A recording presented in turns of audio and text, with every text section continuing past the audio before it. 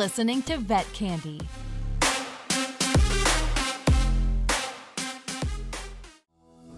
This show is brought to you by PRN Pharmacow, makers of K-Brovet. Learn more at kbrovet.com.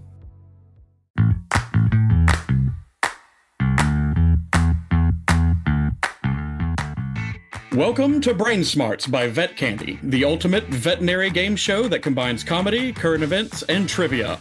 I'm Clay Palmer. And I'm Caitlin Palmer. And we're your hosts. Get ready for a battle of wits where the sharpest minds in veterinary medicine go head-to-head in a test of knowledge, speed, and strategy.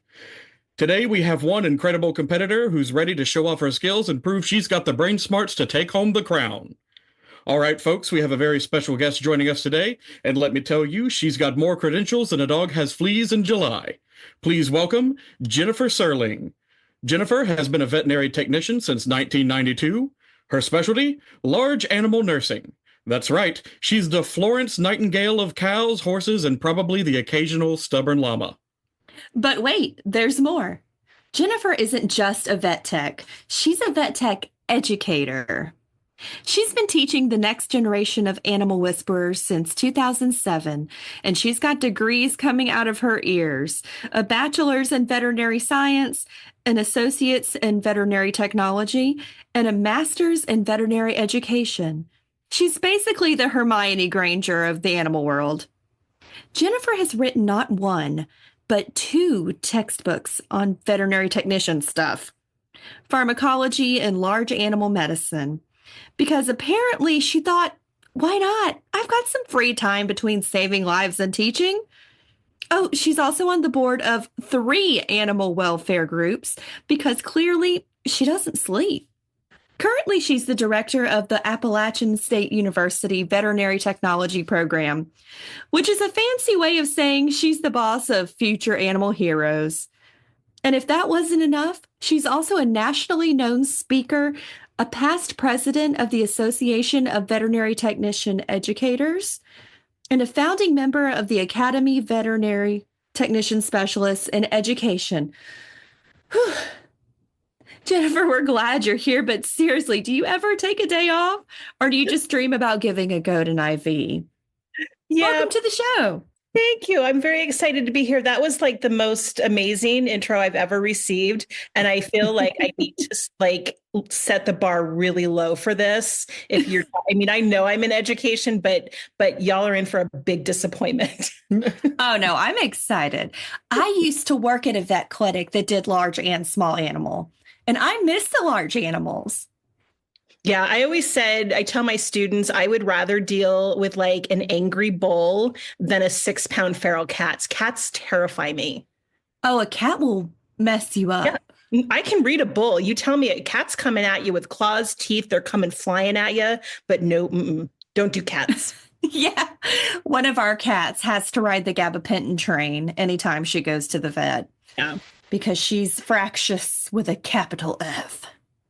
She's a bottle baby. Oh, yeah, she's spoiled. That says it all. Exactly. All right. Are you ready? Oh, God, sure. Would you rather deal with a fractious cat or do the show? This is not part of the quiz. Yeah, then I absolutely need to do the show then. All right. All right, bring it on. Let's do it. All right, question 1. Let's start with a real brain teaser, literally. A recent study compared 2 treatments for dogs with brain tumors, surgery and radiotherapy. And let's just say one of these treatments left the scalpel feeling very unappreciated. So Jennifer, don't tell me, which treatment had dogs living longer? A, surgery, B, radiotherapy, C, a combination of both. I'm going to guess B. The answer is B. The study found that dogs who underwent radiotherapy lived a median of 696 days, while those who had surgery only made it to 297. That's more than double the survival time. In the battle of brain tumor treatments, radiation is the heavyweight champ. Surgery, take a seat. Radiation's got this one. Question number 2. All right, Jennifer, let's talk about Chihuahuas, those tiny, shivery, drama-prone dogs. A new study investigated why some adult Chihuahuas still have soft spots on their skull. Turns out it's all about that head shape. So, Jennifer, which skull type is the most associated with persistent fontanelles and chihuahuas? A. Dolichocephalic, which is a long, narrow skull. B. Mesocephalic, which is a moderate skull shape. Or C. Brachycephalic, which is the short, wide skull. Well, Caitlin, I'm going to guess B. That is incorrect. The correct answer is C. Brachycephalic. Wait, Chihuahua? Chihuahuas with the most extreme brachycephalic skulls, aka the ones that look like tiny bowling balls, were way more likely to have persistent fontanelles. Apparently, the shorter and wider the head, the softer the skull. Who knew cuteness came at a structural cost? Chihuahuas aren't brachycephalic dogs, are they? Then this is why I'm in large animal. There's some that have the little smush faces. But not like, I mean, I guess you think brachycephalic, you think like pug and Pugs. Yeah, like, that's what I thought too. interesting. All right. Well, I'm not going to send this recording to my students. Oh, I Well, think it's as just someone like who has that seen small. both pug and chihuahua skulls, I will say there's some pretty broad similarities. Yeah, we have one that comes to our office that has like a 90-degree forehead. Oh, no kidding. Wow. It's like 80-something degrees. She I'm measured it. I work at a pet crematory, so that's why I see so many skulls. In case that was weird for me to say. Oh, thank God. Chihuahuas are not considered brachycephalic. While they have relatively short muzzles compared to some other breeds, their skull structure does not typically lead to the same breathing difficulties Yes. seen in true brachycephalic breeds like bulldogs, pugs, I and see. shih tzus. It was the nature of the question. They're not brachiocephalic, but the question was which skull type is most associated with persistent fontanelles in chihuahuas. It would Okay. be the ones that have the brachiocephalic skulls. Gotcha. So not totally vindicated. Right. I'm gonna blame the question. Give her half a point. Yeah. I mean, all right, we'll do half a point. I don't know how to denote that, but there we go. Yeah, the ones with the little short faces and the bulgy heads typically have it. With the eyeballs looking like they're gonna pop out. Yeah, Yeah, with the walleyes. those wretched things. I like them. We'll be right back after these messages.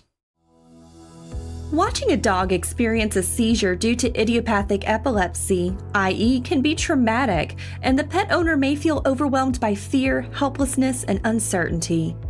This can make waiting for the next seizure feel like a lingering storm cloud. But with K-Brovet CA1, there is hope. K-Brovet CA1 is the first drug conditionally approved by the FDA for the control of seizures associated with idiopathic epilepsy in dogs. It works by providing a consistent and reliable source of potassium bromide and is a well-known choice to help control seizures associated with idiopathic epilepsy in dogs. K-Brovet CA1, manufactured by PRN Pharmacal, has a few other notable features and benefits as well, including a 21-day half-life, so if the owner misses a dose, drug concentration fluctuation is unlikely to occur, minimizing the risk of seizures. It's also an ideal choice for dogs with compromised liver function that cannot tolerate anti-epileptics that are processed in the liver due to hepatic metabolism. Its once-a-day dosing also makes compliance easy for the dog owner. Important safety information. K-Brovet CA1 is conditionally approved by the FDA pending a full demonstration of effectiveness under application number 141-544. See prescribing information for complete details regarding adverse events, warnings, and precautions. It's a violation of federal law to use this product other than as directed in the labeling. Contraindicated with dogs with a history of hypersensitivity to bromide, not for use in cats, not for human use. Keep out of reach of children. Contact a physician in case of accidental ingestion by humans. The most commonly reported side effects were increased appetite and thirst, increased urination, weight gain, sedation, and ataxia. Reversible neurological signs, sedation, ataxia, weakness, were generally associated with adjunctive potassium bromide treatment or high serum bromide concentrations. Animals with kidney disease may be predisposed to bromide toxicities. The safe use of K-Brovet CA1 has not been evaluated in dogs that are intended for breeding, are pregnant or lactating, or less than 6 months of age. Use caution when changing diets, administering chloride-containing fluids, and administering concurrent medications. Careful monitoring is important in dogs that have a condition that may cause difficulty maintaining electrolyte balance. Visit kbrovet.com for full prescribing information. Question 3. Let's keep this Chihuahua party going. Researchers use CT scans to measure all sorts of skull features and even calculated ratios like the cranial index, but they also looked at body weight. So, what did the study find about body weight and brachiocephalic traits in Chihuahuas? A. Heavier Chihuahuas had more extreme brachiocephalic traits. Body weight had no effect on brachiocephalic traits. Or C. Lighter Chihuahuas had more extreme brachiocephalic traits. So I'm going to do what I tell my students not to do when they take quizzes, multiple choice quizzes. I'm just going B the entire time. Are you sure? Because I was always told C. There's no Friends trivia in this. Like, you asked me about Ross and Rachel, I got ya. But man, these are rough. That's question 19. Yeah. We're getting there. The correct answer is C. Lighter Chihuahuas had the more extreme brachiocephalic traits. The study found that smaller, lighter Chihuahuas were more likely to have extreme brachiocephalic features. The more pocket-sized your Chihuahua, the more likely it is to have a permanent soft spot. Great news for tiny dog lovers, bad news for Chihuahua skull integrity. By the way, this study is kind of a big deal because it's like the Real Housewives of Chihuahua skulls. Drama, soft spots, and tiny heads everywhere. But here's a question for you. If you were a Chihuahua, would you rather have a brachycephalic skull with a soft spot or a dolichocephalic skull and risk looking like a tiny giraffe? Either way, you're still adorable. You don't have to answer whether you would like to be one sort of abomination or a second. Oh, I would know. I know. I don't want to be brachycephalic. I'm totally going dolichocephalic, and then I'm going to accessorize the heck out of myself. Heck yes. Mm-hmm. The right pair of glasses. Yeah. All right, question number 4. All right, Jennifer, let's talk about a recent pet food recall that's got everyone on edge. 2 indoor cats in Oregon were diagnosed with a highly pathogenic avian influenza, HPAI, after eating a specific brand of raw pet food. Tragically, both cats had to be euthanized. So, Jennifer, what was the main ingredient in the recalled pet food that was linked to these cat fatalities? A, beef, B, chicken, or C, salmon? See, I'm going to go B again. That's correct. The recalled product was Wild Coast Pet Foods' boneless free-range chicken formula. These cats had consumed this raw chicken-based food before developing severe illness. This highlights the risk of feeding raw meat to pets, especially when it comes to avian influenza. So if you're feeding your cat a raw chicken, you may reconsider and stick to something safer, like a nice can of tuna. All right, question 5. Let's dive deeper into this recall. The cats in Oregon were diagnosed with HPAI, which is a serious and often fatal virus for cats. But here's the kicker. Dogs can also contract HPAI, though their symptoms are usually milder. So, Jennifer, what is one of the most common ways cats contract HPAI according to the FDA? A, eating infected raw meat or unpasteurized dairy. B, playing with infected birds. Or C, drinking contaminated water. I'm going to buck the system, and I'm going to go A on this one. A is correct. The FDA notes that cats are highly susceptible to HPAI and often contract the virus through consuming infected raw meats or unpasteurized dairy products. This is why feeding raw food to pets can be so risky, especially when it comes to poultry. So if you're thinking about giving your cat a raw chicken snack, maybe just give them a toy mouse instead. It's safer and way less messy. That's so violent. Well, they didn't say a live mouse. A mouse do- toy. I know, but okay. Yeah, I guess they wouldn't be eviscerating a mouse. I'm thinking of our cats. But I think they'd be a lot happier if it was a live mouse. They would be. I mean, if you're feeding your cat a raw chicken diet anyways, I don't think they're going to have any qualms about throwing a live mouse to them. That's true. That's true. This recall is a big deal because it's like the contagion of the pet world. Raw chicken, deadly viruses, and tragic outcomes. But here's a question for you. If you were a cat, would you rather risk eating raw chicken and getting avian influenza or stick to dry kibble and live a long, boring life? I think raw chicken's disgusting. Agreed. Yeah, but if you were a cat. Oh, well. There was Am I one of our cats that came out of a dumpster? Wasn't Exactly. there some But I'd restaurant eat anything. that did raw chicken sushi? Wasn't that a trend at one point? Raw chicken sushi? I think they Yeah. do that in other countries. Isn't that gross? That I mean, I is- like sushi, but I don't know about raw chicken. Yeah, raw Oh, I chicken. love is- sushi, but not bleh. Yeah, raw fish is fine. I once did eat an entire raw chicken. He really did. That's a true story. That's a true story. I didn't die though, so that's cool. That's cool. I'm glad you didn't die. my stepdad put a chicken in the oven to cook, and he set the timer but didn't turn the oven on. So it just kind of sat there, and I wasn't paying attention. I was watching TV while eating, and only stopped when my sister screamed because I had blood all over me. Oh, wow. How much of it did you eat? Like half. Ugh. I Did you get? was like, damn, this chicken sucks. Didn't notice it was a little chewy. I didn't notice a thing. Wow. I And just you ate. Didn't get ill. I did not get ill, but Wow. I have a special relationship with my gut bacteria. You have an iron stomach. He does. Question number 6. All right, Jennifer, let's talk about xylazine, a drug that's causing quite a stir. It's a sedative primarily used in veterinary medicine, but it's also been showing up in illicit drug markets, often mixed with fentanyl. A new bill, the Combating Illicit Xylazine Act, aims to address this issue while ensuring veterinarians can still use it for essential treatments. So, Jennifer, what is the main goal of the Combating Illicit Xylazine Act?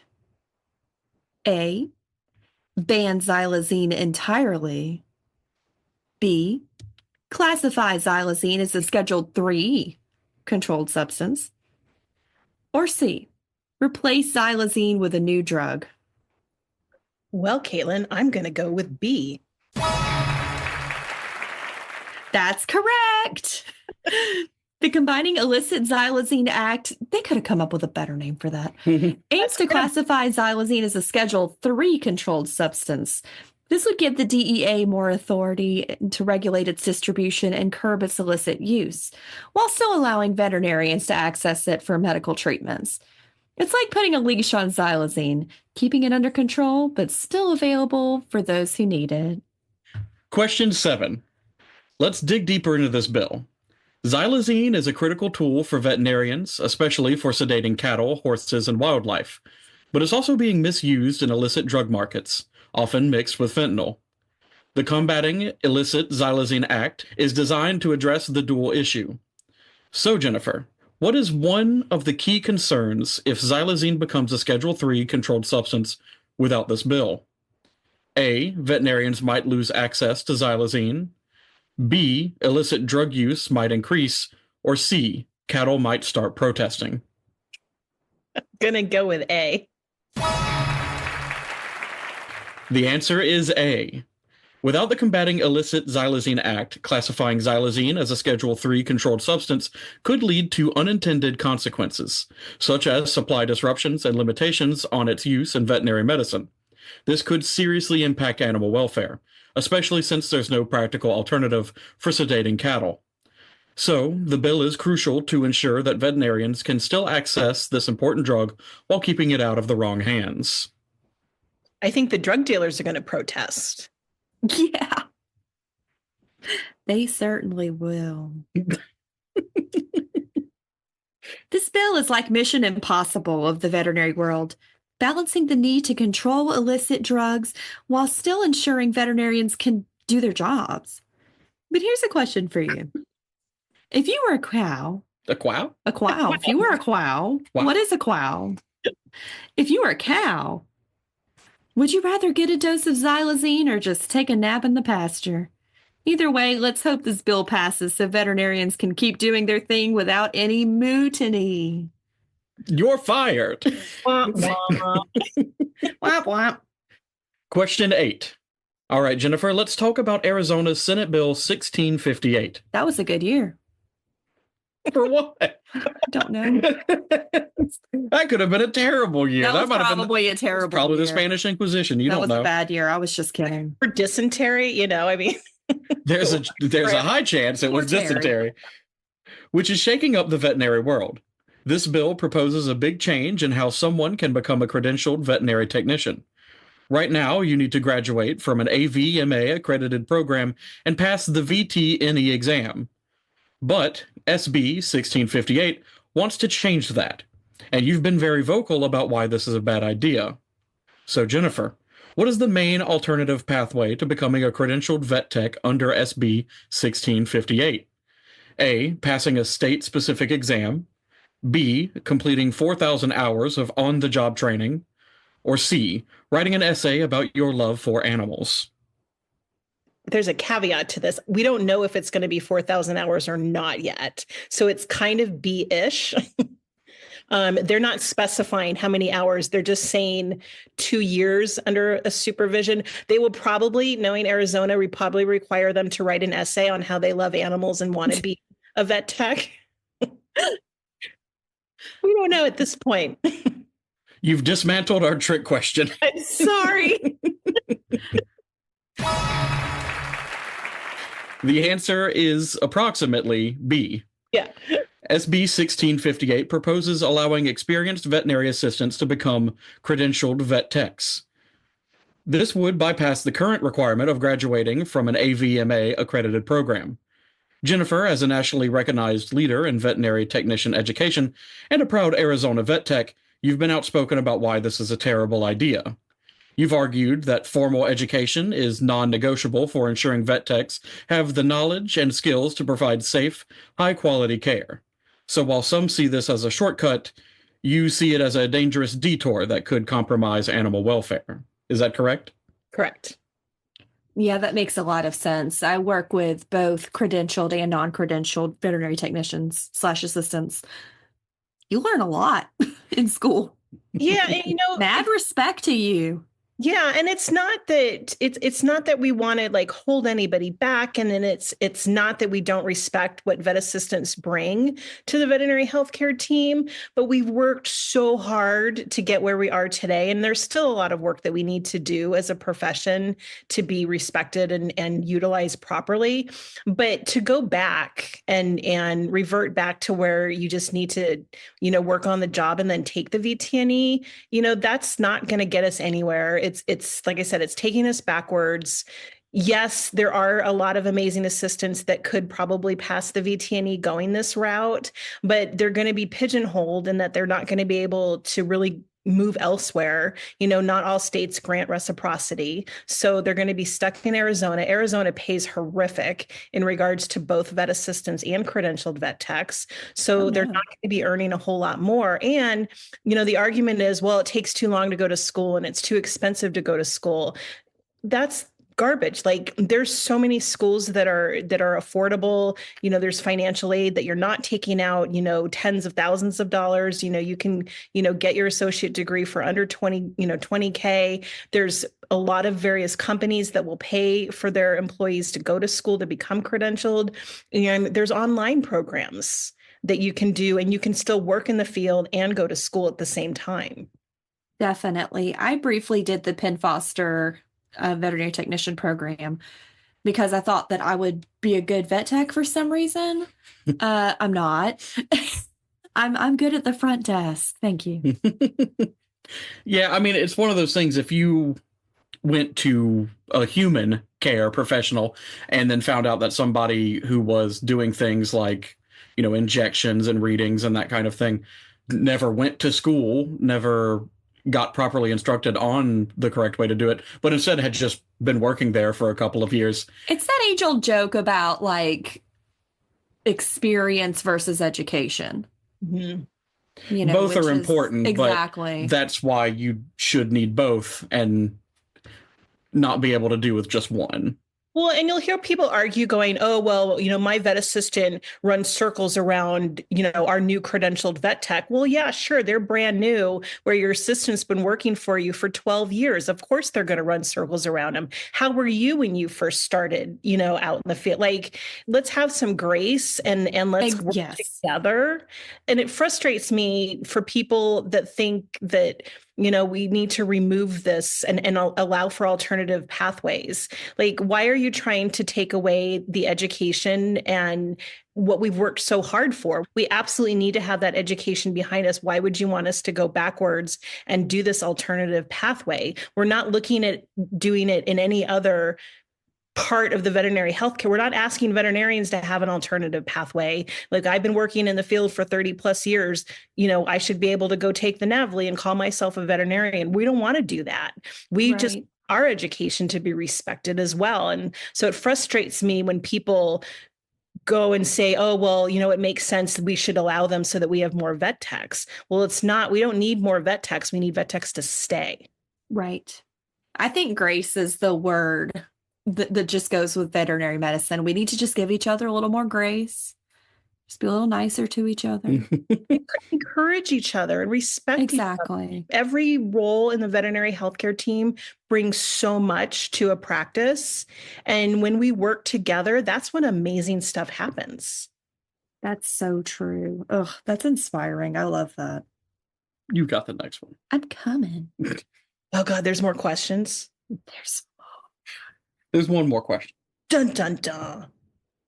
Question number 9. Let's dig deeper into SB 1658. Supporters of the bill say it's a solution to the vet tech shortage in Arizona, but you and other critics worry it would lower the quality of care for animals. As a thought leader in this field and someone who spent years educating future vet techs, you've been clear about the risks. One of the big concerns is that the credentialed vet techs currently learn critical skills like anesthesia protocols and patient care during their formal education. So what is one of the main risks critics like you say could happen if SB 1658 passes? A, vet techs might have gaps in their knowledge. B, animals might start demanding better care. Or C, clinics might run out of bandages. Or D, all of the above. No. They should. I wish they could demand better care. No, it's A. Absolutely, it's A. Vet techs might have gaps in their education. Critics argue that removing the formal education requirement would lead to vet techs with gaps in their knowledge, especially when it comes to complex tasks like anesthesia or emergency care. You've been a fierce advocate against this bill, warning that it could put both animals and clinics at risk. As a leader in the field, can you tell us more about your thoughts? As I wrote in my article for Vet Candy, I have a really kind of unique perspective on this, in that I did go the alternative route way back when. And I didn't think that I needed to go to school to get my vet tech degree. I did it when you could work on the job and take the VTNE. And I did. I passed it. Way back when I didn't have textbooks, I read the Merck Vet Manual, whatever edition it was, back in 1992, and I read it from start to finish. And that's how I passed the VTNE. But knowing what I did and knowing some of the mistakes that I made when I was, early on in my career, like, it horrifies me to think how much of a knowledge gap that there was and how much potentially dangerous things I could have been doing to my patients. And again, as I continue to work in the field, obviously, you learn more and more, but you can't replace education with on-the-job training. You just can't. I can teach a monkey to draw blood, but do I understand why I'm choosing a certain vessel? Do I understand that if it's, say, a Doberman with von Willebrand disease, what precautions I need to take in drawing blood? So I mean, like I said, you can't replace the education that we need to have in order to grow as a profession. We need to do better. We need to keep pushing for, tech utilization, title protection. And the only way to keep doing that is we need to encourage education and ensure that education is a part of that process. Absolutely. I think that's very well said. Well, Clay, we actually have 2 bonus questions. Uh-oh. That's right. I did lie and say there was only one more question. There is actually 2. Are you ready, Jennifer? Okay, I'm ready. Question 1. The one where Joey sells out. Joey's done a lot of weird gigs in his acting career, but which of these did he actually do? A. Starred in a Japanese commercial for Ichiban, lipstick for men. B. Played the long-lost evil twin of Dr. Drake Ramore on Days of Our Lives. Or C. Hosted an infomercial for a pasta strainer shaped like his own face. Ichiban, lipstick for men. That's correct. A. Ichiban, lipstick for men. Because nothing says the Friends ones. Yeah. We felt bad about the dulcecephalic one, so we're giving you some bonus stuff. I love it. What's the worst? Like, am I going to rank in there with like the worst scores? Technically, you've only missed 1.5. Okay. That's not bad. Yeah, no, Okay. you've done great. All right. My children I didn't know the answers to these things. My children will not like disown me then. Good. You have a place here, Jennifer. Oh. Question 2. The one where Ross tries too hard. Ross is known for making some, let's say, questionable choices. Which of these did not actually happen? A. Said, "We were on a break" so many times it should be his voicemail message. B. Whitened his teeth so much he looked like a human glow stick. Or C. Legally changed his name to Dr. Dino Ross to impress his students. That would be C. C is correct. Dr. Dino Ross, even Ross wouldn't go that far. Though, let's be honest, he definitely considered it. The way you said, "We were on a break." It was very Ross. We were on a break. Yeah. Also, thank you so much for throwing Friends trivia in. Like, that just makes my heart happy. We got your back. Well, that's a wrap on today's Brain Smarts by Vet Candy. Jennifer, you crushed it. You are officially this week's Brain Smarts champion. Thanks for joining us. Until next time, keep those brains sharp and your paws ready for the next round. I'm Clay Palmer. And I'm Caitlin Palmer. Signing off. Keep it smart, keep it fun, and keep it Vet Candy. See you next time.